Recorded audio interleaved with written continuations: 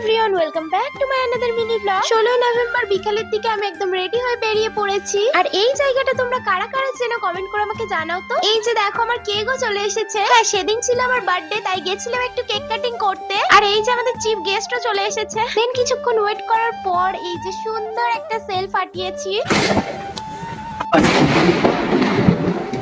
Last ইয়ারের মতো এই ইয়ারেও একটা বিশাল বড় কেক নিয়ে এসেছে আমার জন্য। আমি যেহেতু চকলেট ফ্লেভারের কেক ছাড়া অন্য কোনো ফ্লেভারের কেক খেতে পারি না, তাই এর কোনো বিকল্প নেই। আর এই সবটাই কিন্তু একটা সারপ্রাইজ বলতে পারো। এখানে দেখো আমি কেক কাটিং স্টার্ট করতে আমার মাথার উপর স্নো স্প্রে ছড়ানো শুরু হয়ে গেছে। ফাইনালি কেক কাটিং কমপ্লিট হলো। আর এই যে কেকটার অবস্থা জাস্ট একবার দেখো, পুরো কেকটাই স্নো স্প্রেতে ভর্তি হয়ে গেছে। দেন এখানে কেক আর চিকেন প্যাটিস গুলো সবাইকে সার্ভ করে দিলাম আর নিজেও খেলাম। চলো এবার গিফট গুলো একটু তোমাদেরকে দেখাই। গিফটের মধ্যে ছিল একটা চকলেট আর একটা প্যাকিং বক্স। আর এই বক্সটার মধ্যে কি আছে সেটা তোমাদেরকে অন্য কোনো ভিডিওতে দেখাবো। দেন আর কি সেলিব্রেশন কমপ্লিট করে সোজা বাড়ি চলে এলাম।